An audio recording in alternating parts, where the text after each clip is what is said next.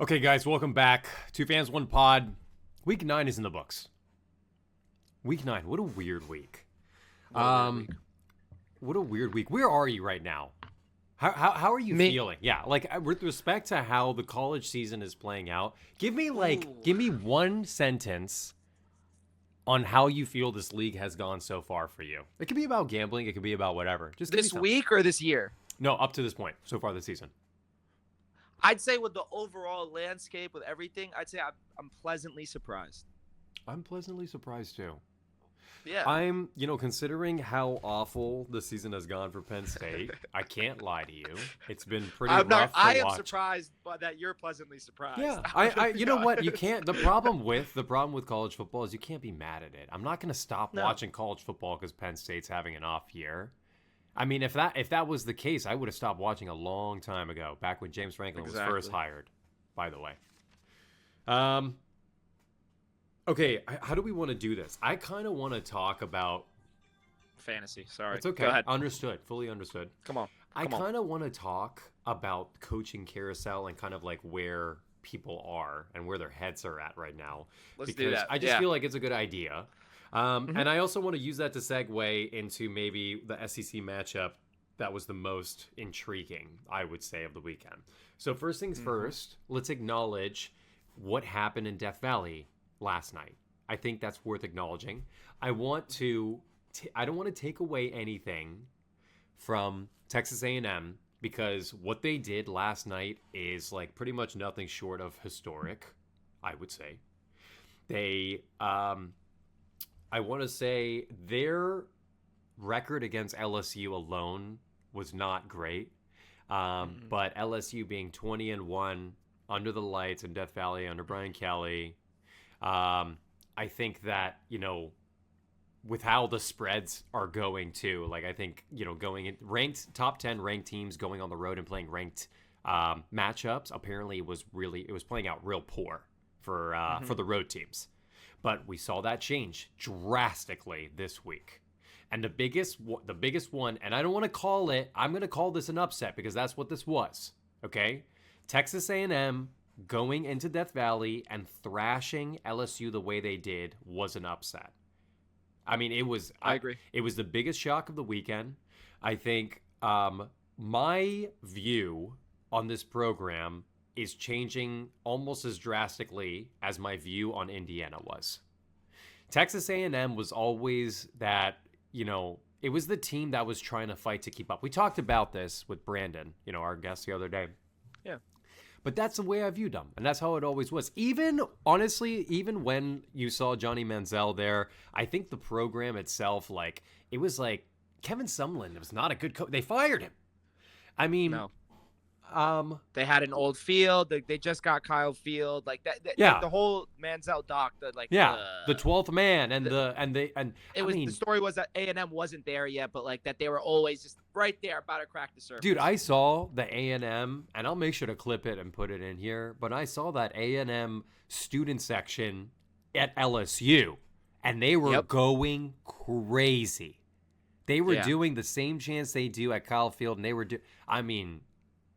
hell yeah. I was watching the game. Good for A&M. Bro, I stopped. I was trying to explain to him. I was like, yo, you don't realize like the fact that, because I don't know if you saw, but there was one point during the game, I want to say midway through the third or something, they were in the red zone, in the goal line, or like in a goal line situation, A&M was, and then the Texas A&M student section at that point had literally moved to like that end zone. And dude, they were just like hyping. Like I thought the game was over for a second. I was like, oh, is this pregame? Was this before the game started? They were hyping up their.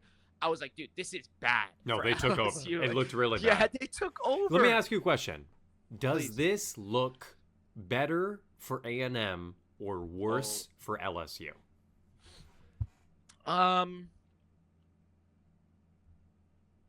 That's a tough one because I almost want to say, it's like bad more so for Brian Kelly than it is for LSU. But as of right now, because they're like intertwined in, one entity pretty much, I would say that it's worse for LSU, even though like that is the biggest Texas A&M victory in recent memory. Like, I mean, I want to say the next one maybe is that upset against Bama with Manziel. Yep, Like 2014. 20-1 at night. Like I knew that they were great at night, but I know it was 20-1. That's insane. And to come out and be as dominant as you did, and not only beat a team and be dominant, but like, correct me if I'm wrong, but make them quit. Literally looked like the team quit on Brian Kelly. The chants were fire Kelly. Like it was bad. Brian Kelly, every time they panned to him, he was cussing out, one of his assistants. Like you could, the atmosphere just went downhill. Concepcion is that guy is scary. Punt returning. Why are we punting to him? By the way, why are we allowing that? They lost off to the punt return. I know that they only went up by like a score and a half, basically, off that punt return, but they lost after that game. After that, the game was over. Texas A&M had all the momentum in Death Valley, which, I mean, I've never seen. In my short viewing experience of college football, in that venue, I have never seen that. I've never seen them completely take the air out of that stadium at night. It's crazy. Ever like that. So I would say, you know what I'm going to say? I'm going to say this. I've been talking about Brian Kelly. I just want to talk about That's your buddy. How am I going to answer the question about whether this is bigger for Ellis or bigger for A&M or worse for LSU? I think this is way bigger for A&M, and the reason why is because I have been talking about how Brian Kelly is not a national contending head coach. I just don't think he's there. He has tried with multiple programs now, and let's not forget, he left Notre Dame to win a national championship. Let's not forget, he said, hey, guys, by the way, see ya. I'm not going to win a natty here because I don't have the resources. Yeah. And then, lo and behold, Marcus Freeman ends up in the championship game last. I mean, I think that Notre Dame fans don't like him. I don't think Cincinnati fans like him. I don't think LSU fans like him right now. I heard the Fire Kelly chants. And I've been saying this. We've been saying this since the offseason. Brian Kelly is not going to get you a national championship. I hate to break it to you guys. LSU fans, you had to have known this. You've probably known this for at least 2 years now. The way this played out this season, I know it's different because like they're struggling on offense and their defense is good. I mean, the way this season is playing out is almost identical to last year for me. LSU starts off hot and strong, and then all of a sudden they get dominated by Bama. Do you remember that game? That was the turning point for the season. And then all of a sudden it was like, okay, I guess we're on our way to like a 7-5, 8-4 season. So, and it's playing out the same way. Now we're at the same point. I mean, multiple losses in SEC play, they're done. So let me ask you this. Yeah. I think we can both agree that Brian Kelly's on the way out, right? So do you think this win or this game did solidify that, right? Yeah. Did it also solidify that Mike Elko is going to stay? I think so. I mean, I don't see Cignetti moving.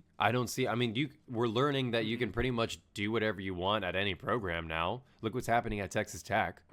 They're going to be national contenders with a full healthy roster, I should say. Real quick, I want to touch on Mike Elko and A&M. I had Mike Elko on my list a couple weeks ago when I sent you like coaches I'd rather have, over James Franklin. This was before he got fired. But I like Mike Elko. I think, I didn't realize he was a strength and conditioning coach for LSU at one point in his career. Yeah. Something like that. He has like ties to it in some way, shape, or form. I think that his story is really cool. I think what he's done at A&M is pretty impressive. Far beyond impressive. That makes it sound kind of casual. I'm very impressed with what A&M has done up to this point. They found their guy. How many sacks did they get on Nuss? I understand that O-line looked really bad, but like their defense looked so good. And remember this offseason, what we were talking about? We were talking about their D-line's good. They lost Nick Scourton and the Stewarts, right? Samar Stewart. Yep. Yeah. Their linebacker, I'm blanking on his last name is York, I believe. I know that one's number 21. It's so difficult for all me. Over the place. I mean, this is like what he's done, and on third downs they were top tier, and on blitzes they were getting to the quarterback with 3-man rushes. I mean, I think this is a scary team. I think they've shown they can win in track meets. They've shown they can win in multiple ways. I saw the game with Auburn. It was close. It was a gritty win. I mean, they've shown that they will find a way, and that's the championship teams. That was the Michigan team from 24. That I mean, Ohio State not necessarily. They started dominating both sides of the ball. Okay. Are we good? Are we good on the LSU game? Guys, sorry. I mean, we all took LSU on the pod. I'm sure a lot of you guys did out there too. I mean, we had the feeling. It's all right. Yeah. It was a rough one. I mean, I like the under for that one, and that shit got blown out the water. I mean, A&M covered it alone or what? Yeah, pretty much. Literally. Yeah, there was real quick bad beat of the weekend. Just want to say to everybody, if anyone took Kentucky and watched that game, I want to apologize to you. I was on the +7.5 Kentucky train, and I'm not gonna lie to you, they kind of baited me a few times in that game to thinking that maybe they could do it. Even when they were down 3 scores, I was like, well, you never know, maybe. But yes, rest in peace to Kentucky. Bad beat. Actually, might go down all-time bad beats. I'm not going to lie to you. That one was real rough to watch. Tennessee, absolutely unstoppable in offense. Huge congrats to Joey Aguilar. This guy is like, he is perfect for that team. I think he's perfect for that scheme. Dude loves slinging the ball. And he's got receivers that will catch it. Even if there were some balls that were underthrown. They will spot it and they'll come. Great offense. That defense, again, Kentucky did have their way with them at some point, so that defense is a little suspect. And granted that Kentucky's probably the worst team in the SEC, probably worth noting. Missouri at Vanderbilt. So this is a fun game. Dude, what a game. What a game. Wow. To everyone who tuned into the pod, you saw that I was rocking with Vanderbilt because I like Diego Pavia, and I kind of just wanted to go with anti what the pod was leaning towards. I think Diego Pavia showed out this game. I ended up taking Missouri right before the game. I was kind of convinced. Me too. I was convinced, a part of me, I was looking into it, and I was like, actually, it is a great matchup. A lot of this looks like such a trap game for this team. But Diego Pavia is legit. I mean, he is legit. I'm not saying that he had to do a lot this game. Honestly, Vanderbilt defense won. And just like we said, a team that shows versatility, in this case, they held Missouri to check. You could make the argument that once that guy Zollers came in, that Missouri quarterback, the backup, he played better than Bo. I mean, I think he's freshman. He was the eighth best QB in the class. He was really highly rated. I mean, he looked good. Like props to Missouri. His poise, his comfortability looked good. Now his throws were kind of, they weren't the best. But he also had some really good throws. I mean, dude, the fact that they got a true freshman out there starting and they have 6 other QBs on the roster, the guy's got to be decent, right? And he did look good. He looked decent. Drink did great. Honestly, Eli Drinkowitz with what happened to Bo, which was a tough one to watch. Yeah, that sucked, man. The ones where the legs get trapped and then I know. I love Bo Buell. We talked about him all the time. I even said I wish we kept him. I wish Penn State kept him and they got rid of Drew Aller. Think about how different. Anyway, we don't have to talk about it. So honestly, I'm mad at myself with not just sticking with who I love, which is Diego Pavia. I love that guy. Yeah. He has grit. He showed. I mean, he had a great throw on that toe drag. I remember. It was their playmakers made plays. I mean, their receivers looked good. Their running backs were quick. Eli Stowers had a big game. Yeah. The running backs had big gains. It was really good. It was. What do you think? Do you think? I mean, what happens in Missouri here? I mean, is this just going to be another one of those 8-4, 9-3 seasons? I mean, dude, with the backup quarterback looks good enough, they could get wins. I'm sure. Yeah. Did they say? Bo got he's carded off, so carded. He's not coming back. I mean, it looked bad. Kyle Zollers.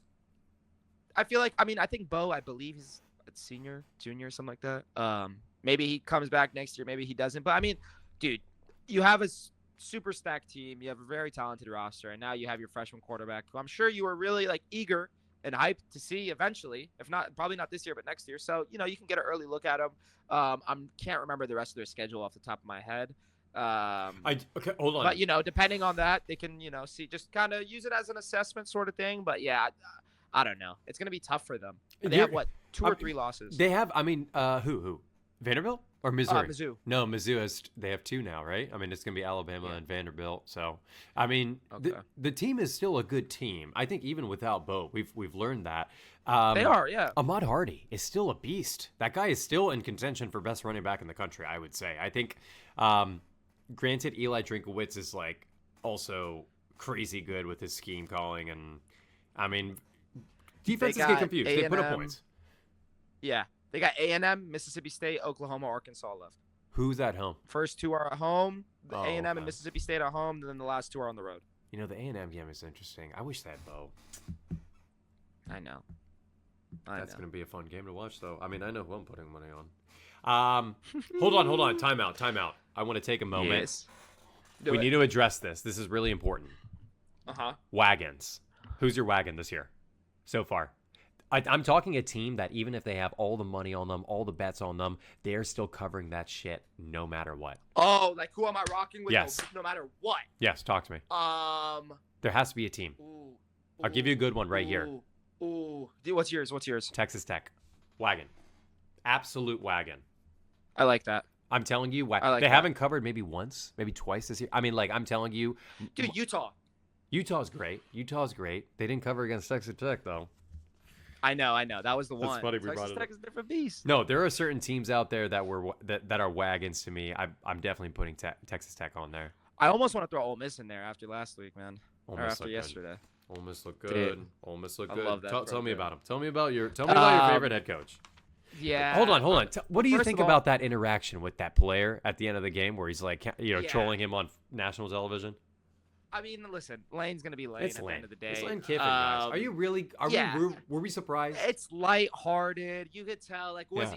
he turned up? Yeah, I mean, Yeah. I'm not gonna sit here and lie. Yeah, did it carry over a bit for a second? Yeah, but I feel like he definitely, he caught himself. It seemed like for a second there, and he was just had to address it. It's just competitive banter, man. But yeah, no, I want to first and foremost apologize to Lane Kiffin and Ole Miss. I think this is like the first week I didn't take you guys, and I, paid the consequences. I paid the for it. consequences as well. I love this squad so much. I love Lane Kiffin so much. They are such a high-powered offense. I see you over there grinning. But you I just took know Oklahoma how I too. feel about this squad. I really liked Oklahoma. I mean, truthfully, the defense was supposed to be the saving grace, but it didn't. I don't think they looked very good, honestly. Can I ask you what you thought about like the 2-3 times they put Austin Simmons in, just like randomly? Did you see those? It wasn't just that. There was also the fourth down that he decided to go Yep. on his own 25. I mean, dude, there was parts where I was like, wait, like the old Lane Why? is kind of coming out. Like, what the hell are you Yeah, doing? I was like, stop. No, I've seen that. That was the old Lane. But I also saw him take field goals this game. I also saw him on 4th and goals to take field goals inside the 5. So I was really impressed. This was huge for him. Like, for me, he is developing. He's making smarter decisions. He's not just going for it on 4. This season is like drastically lower than last, by the way. He went for it every single 4th down last season. This season, he's taking field goals. He's punting. I mean, he's making good decisions. The Georgia game, I mean, Georgia is those rightfully called the dogs because that team is just full of just freaking dogs. I don't understand it. They're monsters. They're terrifying. So, that's kind of the exception here. And he will be at Louisiana State University next year. I don't think so. I still think Florida's going to snag him. Florida? I think Florida will be able to lure him in with a little bit more money. I just think what Florida is able to do on a national landscape, I feel like will garner more attention from him too. I really think that. I think Florida, they've won multiple national championships across multiple decades. Not to say I think that LSU job also hasn't. would have like more freedom a bit. The expectations will be lower, either I could see him going to either team, but yeah, I feel like I lean more towards the Florida thing, just like you. Apparently, there's some like sentimental value there to him as well. Like he has a bunch of roots in Florida. I know he was a big fan of Steve Spurrier when he was at Florida. He's just like him, bro. He's literally Yeah. a mini Steve Spurrier. The way he acts and the way he's with the media, and he encourages his students to Anyway, to just be a little fun. To have school spirit. No, you know what? I'm actually okay with losing money on this game. I was okay with it. I really like Ole Miss. They're low key. They're turning into a little bit of a wagon themselves. Auburn at Arkansas. The most disgusting game of the weekend. Did not put money on this. Wanted to take Arkansas. I think all of us on the pod had Arkansas. Did not put money on this because it just felt icky. Arkansas, there's just like a huge mismatch for Arkansas as far as their run game versus run defense. And the game was pretty much as psychotic as you can imagine. Yes. Double-digit leads by both parties, I'm pretty sure, at each point in the game. And Arkansas with 3 huge turnovers to close out the fourth quarter.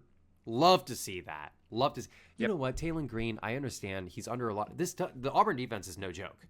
But, I mean, Jackson Arnold also didn't have to do much. He had one fadeaway. Not one fadeaway. One back shoulder fade that he threw into the end zone. It was about 20 to 30-yard throw to Eric Singleton, and he had a SportsCenter top 10 catch from that throw. So Jackson Arnold didn't have to do anything. Half of his yards came from one throw. And he gets benched. And they won. What does this mean for Jackson Arnold? Who knows? What does it mean for Hugh Freeze? I think Hugh Freeze is already on the out. It's finito, right? Yeah, I mean, this was his first win in SEC play, and it was like they basically won because Arkansas kept messing up. The throws were bad by Taylor Green. Those 2 interceptions he had in the fourth were really bad. You can go rewatch them. Yeah. I'll make sure to link them, obviously. Texas, Mississippi State. Oh, my God. Dude, what was I? I was screaming. I did take Mississippi State spread, so that was fun. Okay, well, joyous time to you. What did you end up taking it? What was it right before? I took 7.5. It was at 7.5. Yeah, okay, I lovely. It and put it in a lay that the lay didn't even hit, so yeah, I'm not even gonna celebrate. But I mean, the 7.5 was a tragedy. The only way, I'm pretty sure. I also said under, and they just exploded. What a game! What a game. Like I was watching majority of that game up until like the 7-minute mark in the fourth, and then I just switched it to another game. I checked the scoreboard, and then I see that it was an OT all of a sudden. Arch Manning, I guess he came back and had some big plays. I know the punt return for a touchdown was huge for them as well. That punt return was crazy. What's his name? They fumbled. God, they fumbled. The Texas returner. Yeah. Do you know what number it was? I think it was number 5. It starts with an N. No, I don't think it was Ryan Wingo. Ryan Wingo. No, it wasn't. But that was sick. He had a really that big returner, day. I'm pretty sure that returner has had multiple punt returns for touchdowns this season for Texas. I need to double check and see who it was. But that's cool. They showed like a statistic. I mean, he is. I just want to say real quick about Mississippi State. I think what they're doing and the turnaround they've had since last year is incredible. They had that big win against Arizona State, right? At home. That was incredible. And it sucks to say this, but at the end of the day, like what I saw happen in the fourth quarter is what I would say. I think it's a product of the program you are in at the end of the day. You know what I mean? Like, you can only do so much. You can only hold off this offense so much. And let's just acknowledge Arch got fucked up, bro. This guy got a big hit, and he was like on his way out. I mean, and that backup came in, and he was slinging it, and they had a comeback. So I almost don't want to acknowledge this as a win for Texas because you were a touchdown and a half favorite anyway. Congratulations, you won in overtime again. Yeah. Second week in a row. Seriously. So the defense, I guess, you know what? Huge. Can you talk to me? What's going on with the Sark news? Is he going to the NFL? Yeah, you saw that, right? Yeah, is that happening? Dude, so they put out. So yeah, that rumor came out like maybe an hour and a half before kickoff of like the noon slate. And then his agency, Jimmy Sexton, his agent, put out a statement like 2 hours after the rumor came out saying like absolutely not, no interest. And then they asked Sark about it in the press conference after the game, and he was turned up. He was basically like, yeah, like, I don't know, somebody at the local Fox came up with this and everybody just ran with it. Like, you guys didn't even check in with the source. It's just crazy, like, the media landscape, especially in the sports world, how quickly you guys run with the story for clicks and this. He was turned up, rightfully so. I totally get it, especially, like, right before kickoff. That's 100% going to mess up, the mental of your team and your squad going into the game. But, yeah, I will say so I like how he handled that. Another thing that I like how he handled, he answered the question about, like, the victory really well. He acknowledged that, it was a disgusting W. It was piss poor. They shouldn't have been in that position to start with, but here we are. Crazy win off of a series of fluke plays. There was one real bad. Anyway, go watch the highlights, guys. I mean, I'll have them playing while we're talking, but really, truly, this team, Mississippi State. I mean, congratulations to Texas, I suppose. Mississippi State, what the hell, dude?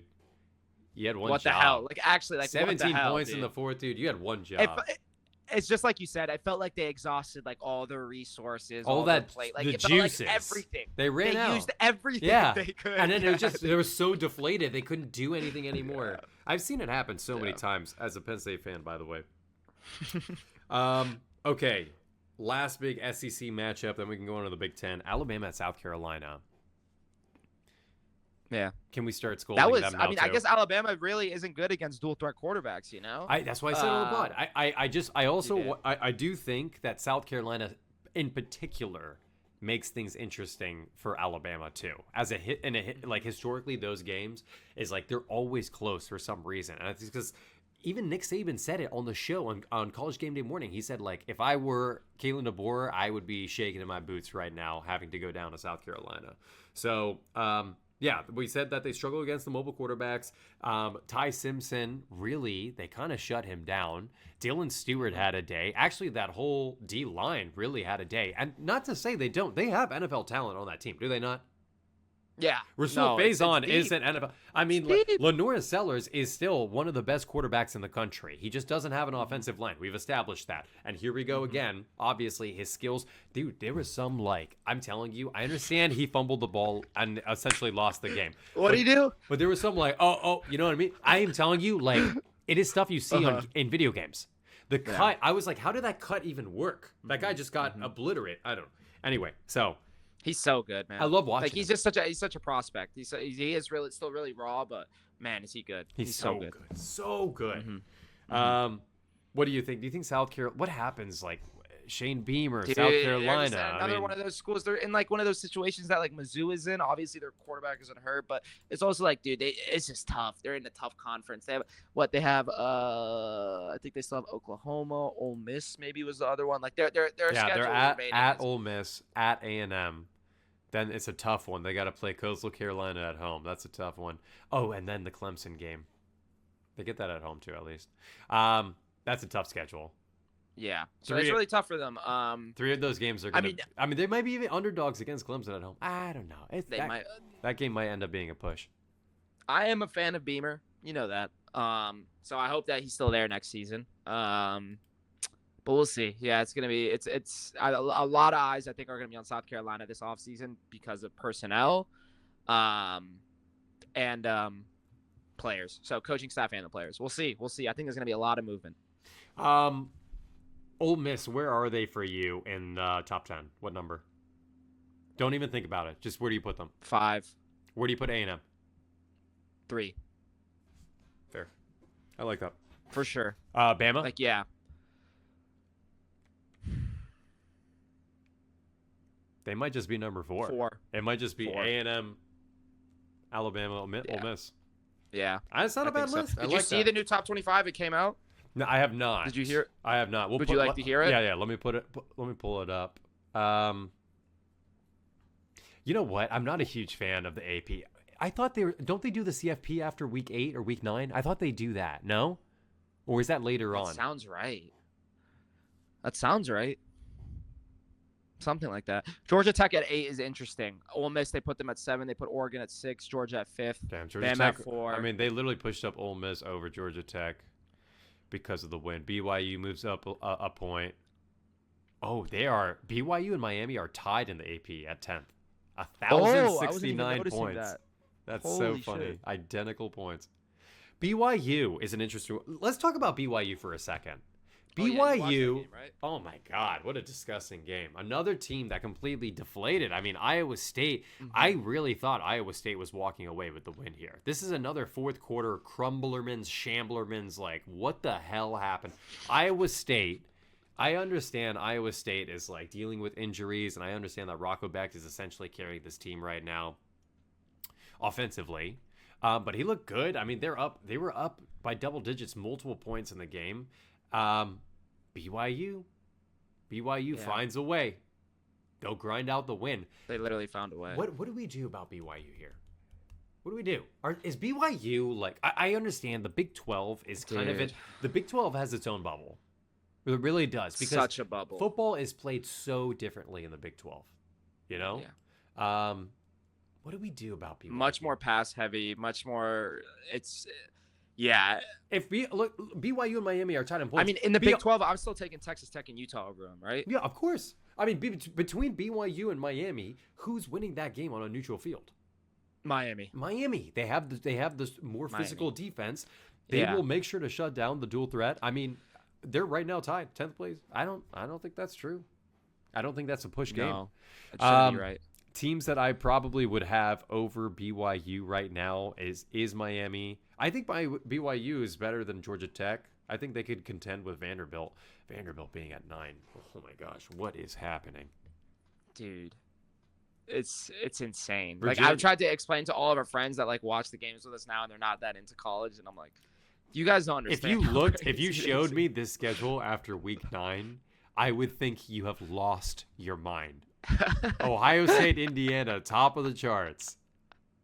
Yeah. I mean, the Alabama, Indiana number 2 is insane. Alabama, Georgia at 4 and 5. I totally would understand that. And then you have kind of like the sneaky, like, is Oregon really a top 10 team still? Let me look at this list one more time. They're number 6. I'm taking Ole Miss over them. I'm taking Ole Miss over Oregon for sure. Put Oregon closer to like 10 to 12 spot. I feel like that is probably more an appropriate I'm taking spot. Texas Tech over Oregon. Their one win against like a team that's over 500, or their one game was a loss, wasn't it? I mean, I don't know. At home too. Indiana. Oregon, no discredit to that team. I still think you're probably a top 10, maybe a top 12 team right now. But having you over Ole Miss is interesting. Over Miami. Crazy. Miami also, real quick, wagon. Oh, that's you? Miami scored a touchdown with less than 10 seconds on the clock to cover the spread for no reason whatsoever. Yeah, that was Michigan State, brother. Final score. Michigan State did the same thing. But yeah, keep going. Go ahead. Okay. Go ahead. Let's go to the Big Ten. Talk to me about it. Talk to me about this Michigan State team. Miami though, they did cover. They covered Miami on a last second touchdown, rushing touchdown, 42-7. They got wagon. Tell me. You know what's crazy? At the beginning of that game too, they were down 7-0. Could have doubled down on them. On them. Stanford. Wait. Real quick, I want to acknowledge Andrew Luck. You got a long way to go, buddy. Yeah. You got a long way to go. You got a lot of talent, though. I think low-key, that $50 million check he got a couple weeks ago, too, that should help a lot. I bet Stanford Steve is losing his mind right now. Dude, Stanford, they're on the right trajectory, man. They're definitely on the right trajectory. Okay. But the Michigan State game started off slow. It was a Michigan State game. It was one of those rivalry games, kind of. They depended on the ground game, and it worked. Bryce Underwood did not look great. I'm gonna be honest. He had like 85 passing yards. Looked like a freshman a lot of the times. He did have one scramble. It was like one of the only QB designed runs. I was screaming for this on the pod with you and Brandon. But yeah, it was one of the only QB designed runs. Snapped the ball, made a little shimmy because the defender was in the backfield. It was a nice move, and he was able to break away and drop and get a touchdown. And then from there, 1 second, let me just fix this lighting. Apologies. And then from there, we had Justice Haynes and Jordan Marshall came into their own. Justice Haynes, I believe he had like 140 rushing yards, 2 touchdowns, something like that. I didn't Jordan get to Marshall see had it. the touchdown. So this is that why sealed you're the giving game. me the recap. Yeah. The defense looked good. The defense did look good. I am a fan of Aiden Child's skill set, but his decision making is wonky a lot of the times. How old is he? Is he a sophomore? He's a sophomore or junior. Yeah, Matt. Actually, I believe he's a junior because I know he was at, I think Oregon State was his first year, something like that. He was at a smaller school and they transferred to Michigan State. But yeah, I mean, He's a junior. You're right. Dude, they need to fix the passing game though. Like, and there was a drive where, like when we were trying to seal the game, man, it was just like pulling teeth. It was crazy. Like, Michigan State was getting stops. It's just such a predictable offense. It is difficult to watch a lot of the times. It is the offense that got us the win. That's how we were able to win the game. But it is kind of just like a head scratcher, and a lot of the times it's just like, what are we doing? 7 seconds left. By the way, that's how long. How long was on the clock before they got the touchdown. And then Michigan was up. I want to say 21-yard pass. Oh my. And then the backup QB marched down the field, delivered a dart. 7 seconds left to get Michigan State to cover. I was sick, but we got the dub, and that's all that matters, right? It was so funny. Also, by the way, Bryce Underwood, he went on live after the game. They're turned up in the locker room, going nuts and all that. Maybe I can find the clip on Twitter. It was so funny. We could put it in here, but he was on live, and I was tuned in real quick. And then right before the live ended, I guess somebody commented. They were like, "Yo, you fucked up my parlay." And then right away he goes, "Fuck your parlay," and then boom, the live ended. It was so funny. None of those guys care about. Actually, they probably care about the spread if they're like crazy underdog or something. The coach might use it. You see what's happening there. Honestly, you're gonna have to educate me because I have only heard. We'll talk. I know it's so tough. This college football is consuming all of my attention. It really is. I barely watch NFL now. Okay. Let's talk about also Big Ten matchup: Illinois-Washington. Oh, that was a good one. Great one. Offense, I think we were hard on we were all on it. We right? were so right on this. Yeah. We were on this all I think all three of us were on Washington's this. Washington looked great. I think it was a little bit iffy but Illinois did what they always do, and they just kind of whatever. Washington ends up running away with it. I mean, they kept it close for the first half, maybe halfway through the third, but I don't know. Washington just looked more dominant in this scenario, and I've seen too many teams look dominant against Illinois right now. Also, Stanford Steve mentioned something which I think is interesting. This loss by Illinois pretty much makes sure that there's not going to be any conversation later about whether or not they should make it into the playoffs or not, because they were inching towards that 10-2 record that would make the argument that they would deserve to go in over a team like Michigan right now. They have no playmakers. I don't know what it is. Is it injuries? Is there I think it's injuries. I think that they just like I said, they don't have any dynamic. They have Luke Altmaier, which is great, but who the hell is he passing the ball to? It's a good point. Yeah, it's a good point. You know what I'm saying? It's one of those situations. I don't know, but yeah, that was we were on top of that one for sure. Who do you have someone that you would consider to be your playmaker of the day? Ooh, give me your player of the week. I'm gonna look up this freaking Texas punt returner. You know what? The Michigan linebacker was really good. Jimmy Rolder. He had a good week last week as well. This week he turned up. He might have had a fumble recovery. Niblet. Yes. I knew it was Niblet. I just didn't want to say it. Niblet. Ryan Niblet. He had a touchdown, and he's had some multiple touchdowns. Oh, that was the Texas touchdown. The Texas returner. Okay.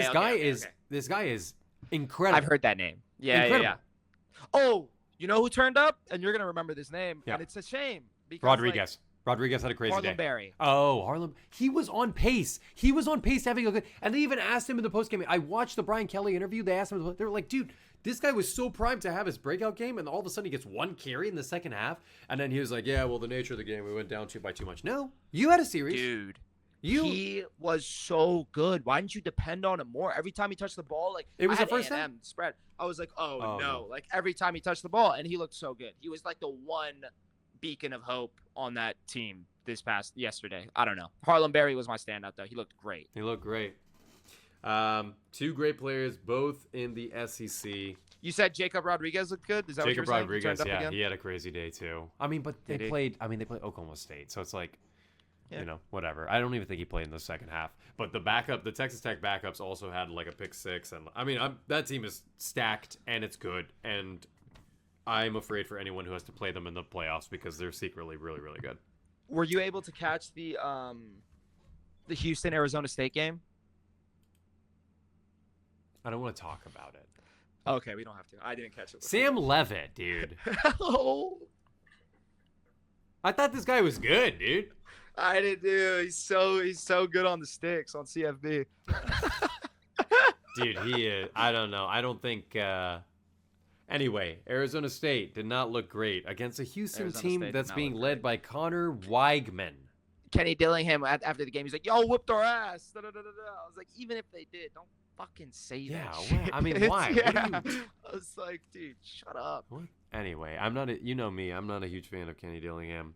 But No. really interesting. I did put money on Arizona State, so I'm a little bit biased, a little emotional about it. But I mean, could not get anything going on offense. And as soon as something got going, it was a penalty. It was something that just killed the drive. This was. Oh, Yeah. go ahead. No. Go ahead. I was gonna say one last game I wanted to bring up. Yeah, bring it. And we talked about this briefly before we started filming. I have to mention this. I have never seen an in-conference game look as just dominant and one-sided, and it was Here we go. I'm a big Dion guy. You know I am. Yeah. You know, I've voiced it since you and me have became close and became friends. I have voiced my support for Dion. I have voiced my love for Dion. I love that program. I have so much hope for them. I'm riding with them. But my goodness, I mean, what dude? Every single drive, they had like negative 25 passing yards to go into the second half. Like there was, I think they ended the game in the negative total offensive yards. Like it was so bad. They ended up benching Kaidon Salter, which they should have done a lot earlier. I know he's really talented with his legs, but I just don't think he's that good of a processor and thrower. I believe the quarterback that they put in Staub, he ended up putting points on the board. I think he put up maybe a touchdown or two, but it was like late in the game. Utah's freshman quarterback was starting, and he looked so good. People were saying that he looked better than Dampier. I'm blanking on it. I think that his name was Finkel was the name. Something Yes, like that sounds familiar. Yeah. Dude, he looked really good. Really talented with his feet. He mainly was making things happen with his legs. But, dude, I think the score at the end of the first half was 49-0. Does Dion have to go? I don't want him to. But, like, you know, when you look at a school like Indiana and you see their turnaround. You know, this is one of the John Summerall, like, there's no more excuses. Utah is real. I mean, they're defensively, they're really good. But I didn't realize, Ficklin, it looks like. Are you looking at the stats? Bird like, you Fricklin. see this, yeah, right? It yeah. was I mean, bad. he also had 151 rushing, 140 passing, 3 total touchdowns. Wow. He had a day. He was turned up. They ended up putting Zach Wilson's little brother in. Like, that's when you know things are going bad. Yeah, holy crap. Utah, good for them. Good for them. Also, I put money on them. I just didn't realize it was like this much. I saw the score, and I was like, oh, yeah, 100%. But I didn't realize Colorado literally only got points in the fourth. Probably. Like, I can't tell you about the Colorado offense because they weren't on the field long enough for their – like, they weren't able to even get a first down. It was insane. Oh, my. 587 to 140 total yards. What? They got all that 140? They got that when they put the backup in, like, late in the fourth. It was at, like, 20 at most. Before that, it was at, like, 22 yards. Crap. It was bad. 14, like, you have to – I'm 14 sorry, but, carries for Kaidon Salter, minus 4 yards. Yep. Oh, boy. Okay. Yeah.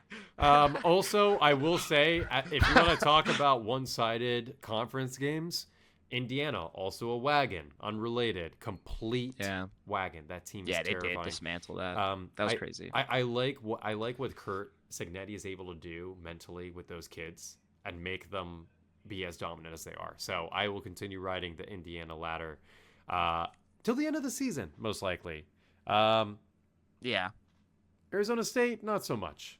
Arizona State might have to take a little bit of a break. Texas Tech, love them. BYU, I'm kind of getting sold on BYU a little bit here too. The Big 12 is turning fun. Big 12 is turning really fun. Honestly, more exciting to watch than Big 10 this year, so far at least.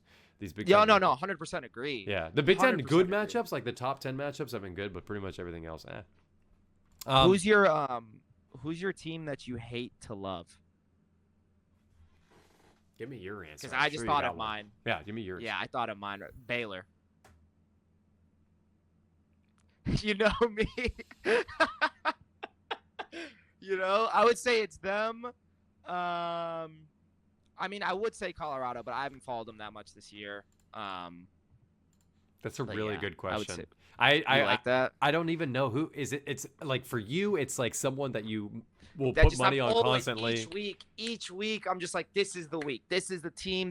Maryland may be another one too. You know, where it's like they're just so close. They're so close. See, we're taking Maryland spread against Indiana, by the way, this week. Go ahead. The thing with me, oh God, I just found my answer. Oh no, it's Kentucky. It's Kentucky. It's Kentucky. Oh, there it is. It's Kentucky. Here's the thing: the Kentucky pick for me, it's like you have a good head coach. I thought. You have a good head coach in Mark Stoops, and you actually have like a pretty talented offensive roster. Defensively, not so great, but whatever. Offensively, I actually like that backup quarterback more than Calzada, whatever his name is. But actually, I don't want to disrespect him like that. Let me look up his name. Yeah, Boley. That dude Boley. Cutter Boley. I mean, with a name, you have 330 passing yards, 5 touchdowns. So, I mean, clearly, great player.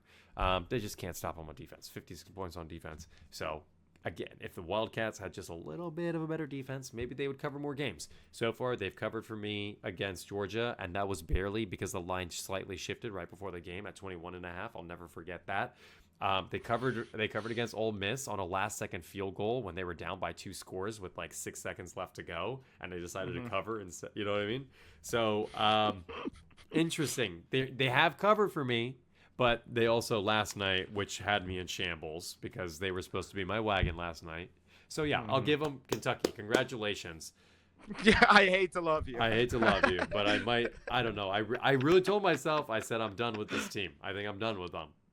But yeah, I mean, that's me with Baylor. I'm done. Are you though? We deaded Duke early in the year. Oh, Duke was. Duke is so fraudulent. Illinois is fraudulent too. Like, yeah, I mean, yeah.